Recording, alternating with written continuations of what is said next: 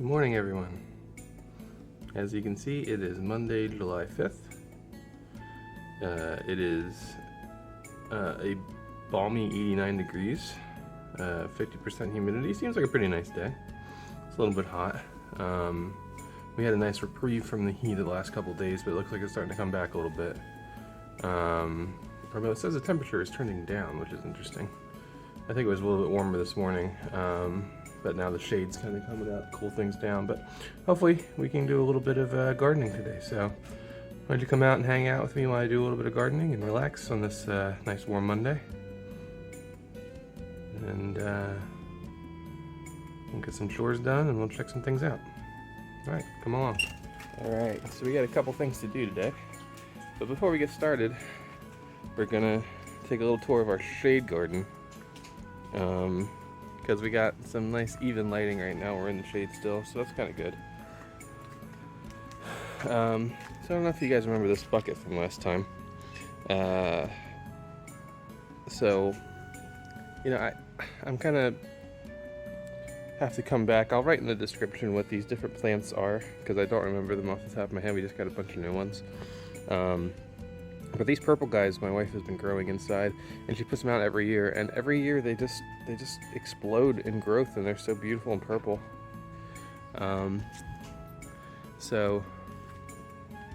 But more interesting to me is our rose plant. So I don't know if you guys remember the rose plant from last time. It was little tiny sticks, and it has blossomed and has grown up really nicely. We actually did get some roses. Let me put in a picture so you guys can see what it looks like. So they have gone, they only had flowers for a couple days and then they kind of dropped them. But we are getting new ones. So I'm hoping that we're going to get continued flowering throughout the season. There's one. Where's the other one? We got another guy coming up here, still a tiny one. But yeah, so anyway, we got some buds coming up.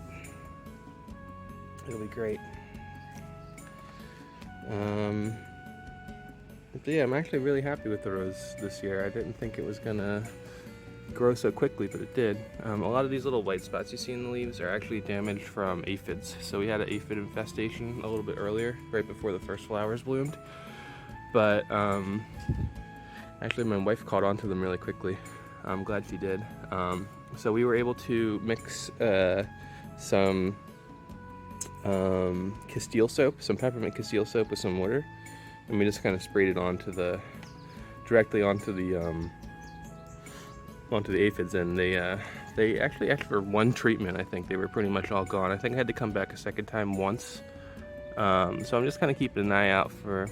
I think I actually saw a small caterpillar on here too that was munching on some of the leaves before. You can see I got a little fly there. Is that a? I don't know if it is, like a little bee or something. Yeah, I think it's a fly. But you know, it definitely does draw a lot of animal life. But the new leaves all seem to be very healthy. You can see these guys here. So inspection-wise, you know, it's hanging in. So.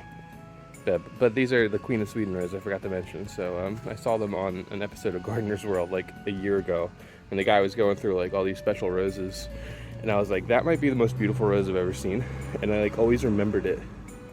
Sorry, that was the male guy.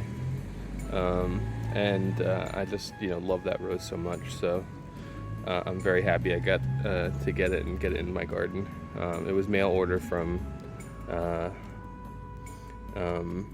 David Austin rose. So, alright, we got a lot to do today, so we'll move on. The second half of the shade garden, well, these 3 buckets, I should say, are just stunningly gorgeous. So, my brother, every year, he's got for 2 years now in a row, he's gotten us plants for my birthday. And he always gets a really nice selection of shady plants. And they all seem to thrive here. And I mean, look at this bucket right now. It's just got so much color and so much happening. So these are, I believe, Lamia family. which are kind of like in the mint family, if I remember correctly, but they do flower once a year, and just look at the flowers, like they just kind of come shooting up. They got these really tiny, elegant, pinkish, creamish colored flowers. Actually, I think last year we cut them and I put them into a vase and they looked really great. I do not know the names of these and I'm sorry, but they are just so vivid. I'll try and do some, like I said, some research and see what they are. You can see that the leaves for the hellebores are still alive. Those are the darker guys in the back. They're pretty much almost they last pretty much all year, the leaves. And this guy, he's still putting out the tiniest little blue iridescent flowers. So these pots are just beautiful. Here's another one. So this is the periwinkle, which is really great ground cover. It grows intensely well. But this is another one my brother got me. I just love this thing. I mean, it's this vivid purple, but it's got this like green outline to all the leaves. And also it flowers, which was a surprise too. I mean, you got these beautiful purple flowers, bright purple, triangular looking flowers. I'm super excited with it. Very happy about it. And then this last one's still a little ragged. I mean, we cut this back. You see all those bright green leaves? That's all new growth from the English ivy. So once again, I will implore you, do not grow English ivy unless it's in a pot, because it is invasive and it will completely take over anything it grows in. It's basically unkillable. So, but I believe this is another Lamia family, I believe, but similar to that first pot. But look at the flowers, dark red. These ones are a little bit past their prime. They're a little bit faded, but you know, just a beautiful pot. The entire shade garden I've been very happy with. I think the neighbors like it a lot. Oh, I almost forgot. We got an ilex, which is a holly. My brother got me. The direct sunlight might make it look a little hard to see. Sorry, I'm congested today for some reason. But the ilex is, yeah, the holly tree. I just kind of put it here and just kind of letting it do its thing, and it's just growing and being happy. I have to get a better pot for it, but the cool thing about ilex is, and I didn't realize this, is that ilex wood is actually very sought after in bow making. What's the word? Somebody who makes bows is a bowyer, in bowyering. So like if you actually make like archery bows, ilex wood is very prized. So who knows, maybe in, you know, 20, 30 years when this thing gets big enough, you'll collect some of the wood and you can make bows out of it. Excuse me. All right, well, moving on. So a little quick bonus tip into my messy kitchen here. It's a rare day where me and my wife are both off today, so we're just kind of do some chores and stuff. We got some veggies from the farm market and everything, but I want to show you a really quick tip.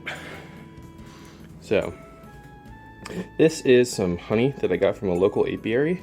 Wherever you guys live, I'm sure there's somebody around you that grows bees. And if they grow bees, that means that they probably sell honey. So yeah, please don't mind the dirtiness, or we're in the middle of cleaning everything. So, but a little quick tip. You think I'm crazy?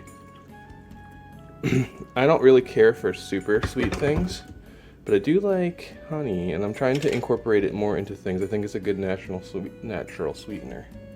So this might weird some of you out, but I'm okay with that. So basically you just take a little honey, and how these things work is you spin them, right? And actually if you spin it the other way, it starts like dripping, but what I like to do is just mix it right into my coffee.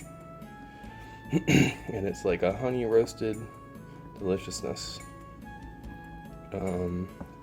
It's a natural sweetener that you can grow in your backyard, you know? You don't have to grow sugarcane to get something sweet. You can use honey.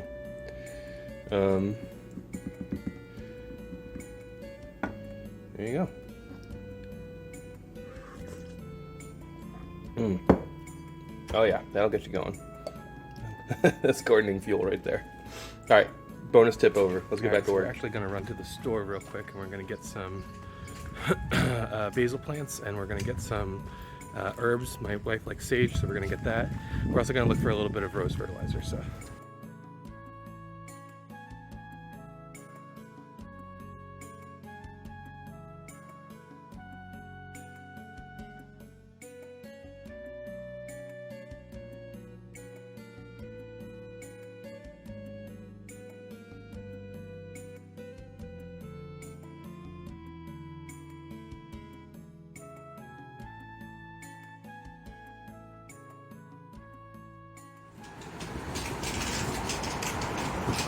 Pretty good haul.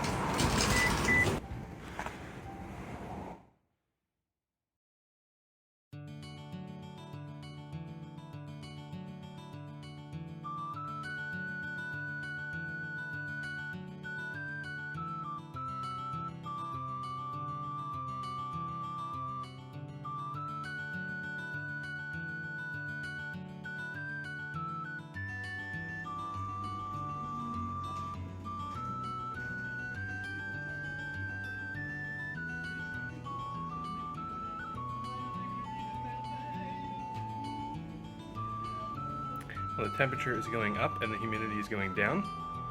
We're still forecasted for clear weather. But man, it's starting to get hot. Let's get out there.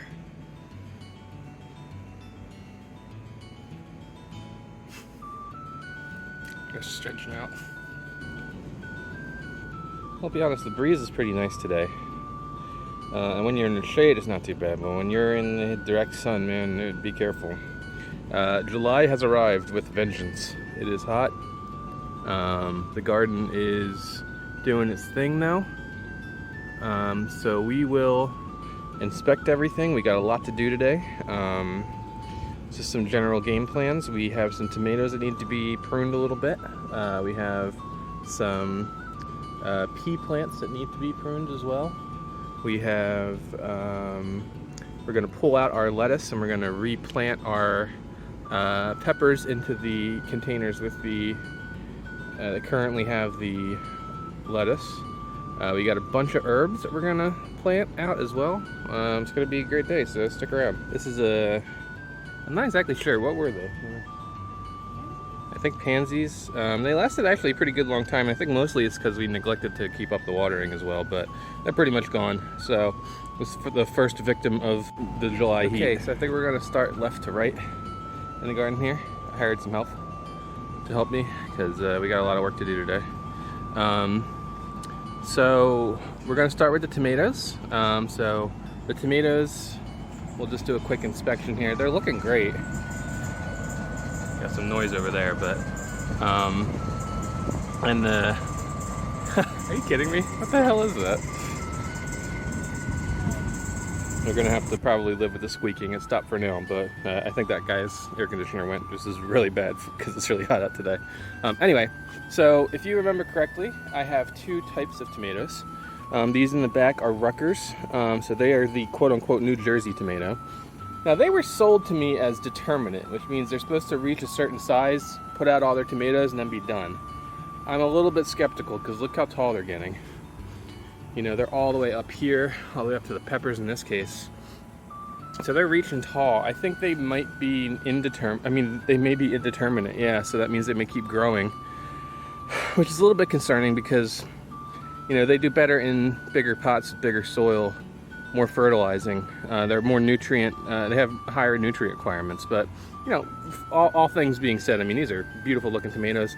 The nice thing, if you peek under it, you can't really see, but there is no blossom end drop because I fertilized with calcium this year preventatively, and it seems to be doing good. So the tomatoes are looking healthy, at least the New Jersey ones are. I had to bring this smaller guy. He was in the back corner here, but he wasn't getting enough water, so I moved him over here. He's looking pretty healthy. Got a tomato down here, looking pretty good. Tiny little bit of blossom end rot. I don't know if that's just because it was inconsistently watered, this guy, but the other ones are doing okay. And then my Romas. My Romas are throwing off tomatoes left and right. Oh, sorry. So the Romas are looking good. We got little baby guys in there. So ideally the Romas will be for sauces, but we'll see. But they're pretty laden with fruit. So what we're gonna do today is we're gonna trim the bottom of these plants. So they basically aren't servicing the plant. They're not throwing fruit. All they're doing is detracting nutrients from the top of the plant. So we're just gonna trim them down and then we're gonna give them some water.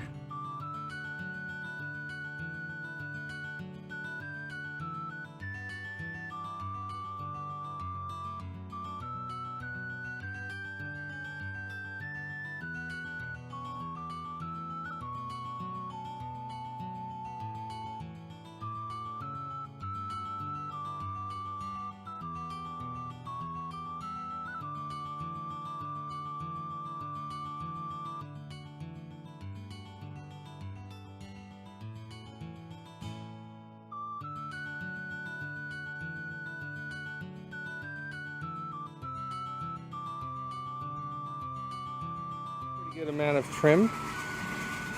Again, sorry for the sounds, neighbor's air conditioner. But yeah, we had a nice, we trimmed out the bottoms pretty well. There's a lot of airflow, less chance of disease.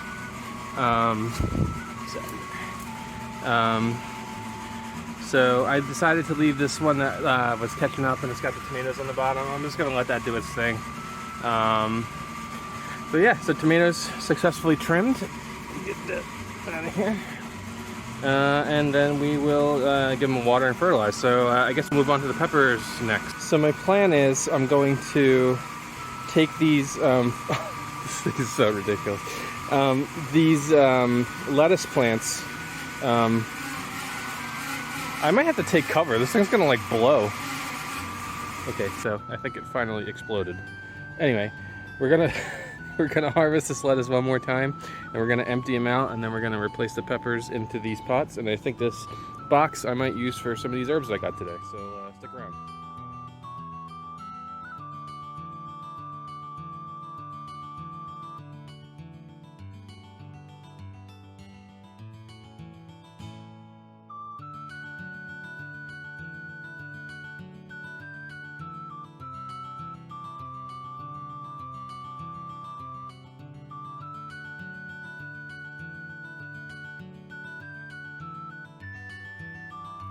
Pretty decent harvest. Got a pretty decent amount of leaves. They're looking still fresh and tender. I mean, they smell good. But you can tell that the lettuce is starting to bolt. So what bolting means is lettuce will grow real tall real quickly, and then when it does that, it starts seeding, so it can spread its seed. When it usually starts to do that, it starts to get a little bitter and not good tasting, and then like it doesn't have much longer. So I think this is the last harvest we're gonna get out of it, because you know, the heads were a lot more compacted earlier. Now they're just kind of trying to bolt. So all right, so we're gonna dig these up, and then we're gonna inspect the peppers. I'm gonna show you something real quick. So you know, these lettuce have been in here for a couple months, and if I just pull them, you see how tiny that root ball is? It's basically like the day I planted it. And it gave us all that lettuce just from that little tiny bit of space. So honestly, it could have been in a cup that size and would have gave us the same amount of lettuce, honestly. So lettuce has such shallow root systems, it can grow literally anywhere. You can put it in a cup with well-draining soil and it'll be fine. So, you know, really think about it. If you're limited on space, limited on sun, because they're okay in the shade, consider lettuce. It's a really cool plant to grow. All right, so we've prepared our lettuce beds. So now we're gonna inspect our peppers. I'm trying to decide what to do to them. They definitely, so there's 3 plants per pot right now. They all seem to be growing pretty well. I mean, they're starting to get a tiny little bit of yellowing on the leaves if you can't notice it, but they're already starting to flower too. So I think they need to be repotted. I'm just trying to think how to do it. I could cut them down to 1, although that's gonna hurt because these guys look so healthy. I don't know if I really want to do that. So the other thing is I can split the middle one. Let's take a look. Let's try and inspect the root balls and see what we're dealing with, and then if they're easy to separate, then we may just separate them into the bigger pots. Let's give it a shot. Alright, so this is one of my pepper plants. I got 3 different plants in the bottom. The idea was to trim them back. This one actually does look weaker, so I think that may not be a bad one to cut if it comes to that. In fact, you know what, I'm just going to cut it. We'll check the other two out. If the root system isn't overwhelmingly crowded, then we may be able to cram a couple more plants in. Cutting this guy. Alright, so let's see.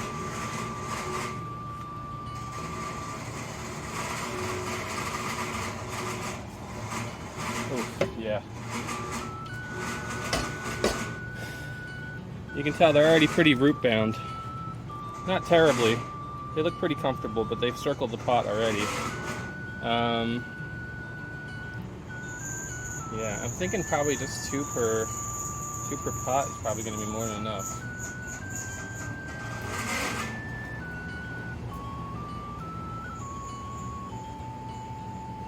Just making room for him here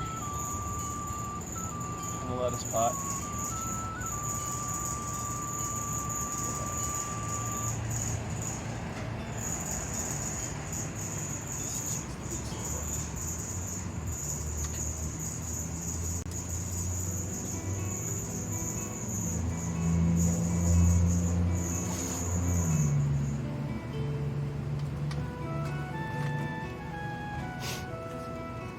Okay, that's one. I'm gonna do the second one, then we'll come back. All right, so I repotted 2 of the peppers.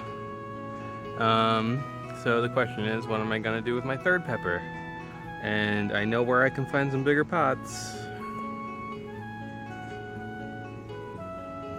Yes, sadly.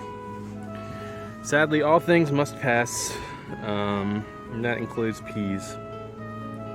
These last 2 are still kind of hanging on. Right now I'm basically trying to collect as many pea pods as I can so I can collect the peas out of them and use them as seeds for next year. In fact, you can actually replant them for a fall harvest, which I'm thinking about. So these guys still have a little bit of growth left. These 2 are pretty much done. So I'm going to collect the pea pods that are remaining and just pluck them and let them dry out. And then, you know, it also, the potato in this one is exploding, so this one's going to be used as a potato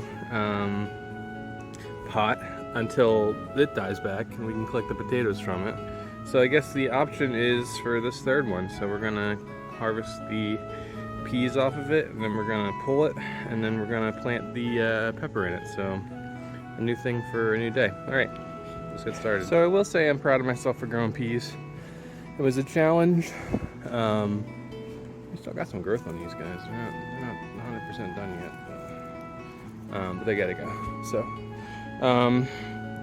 you know, I think partly the challenge was I overcrowded them this year. So I put 10 plants in this pot. I think I probably should do no more than 8.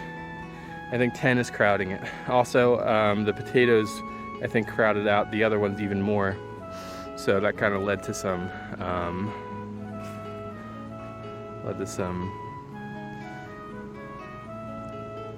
more crowding, but and you know, competition for nutrients. They're such beautiful plants though. I will be growing them again definitely next year, wherever I may end up being. I think next year, stay tuned. But at the very least I'm thinking about maybe even this fall planting some more, see if we can get another harvest out of them. But alright, so let's cut this guy back and let's collect the pea pods and then see if we can get a couple seeds out of them. So it's actually cool. This is the first year I used wood chips as mulch, and I don't know, it's kind of hard to see, but there's like a lot of little buggies and stuff in there. There's some spiders. I saw a little millipede. Thank you. So it definitely creates like an ecosystem.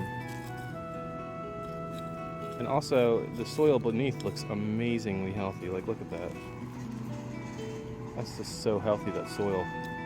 So just a little bit of mulch, I really do think helps create an ecosystem and helps keep the soil healthy.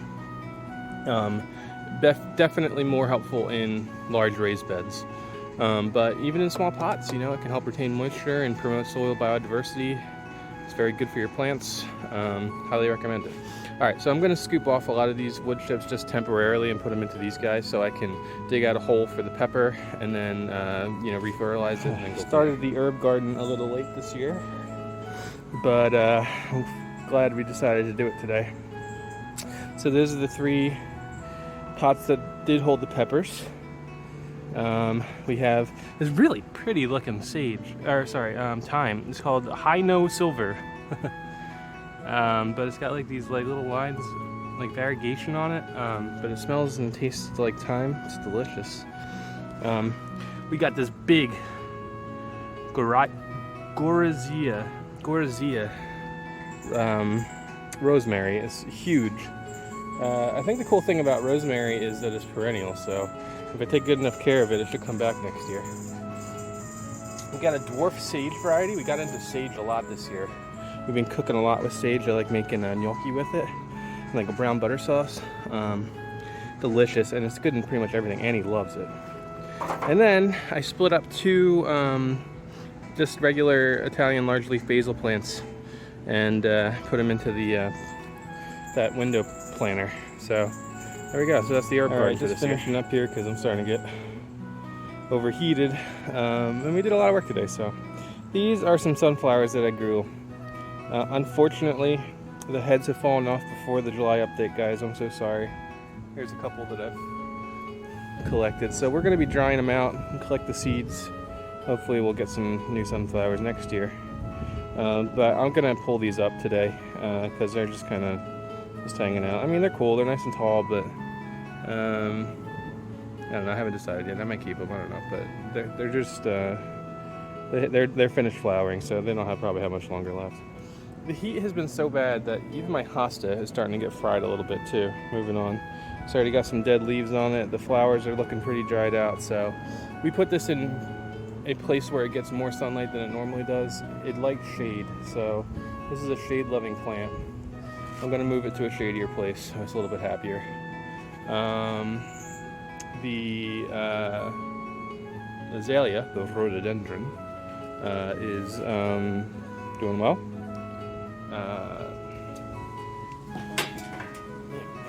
Moving stuff around here.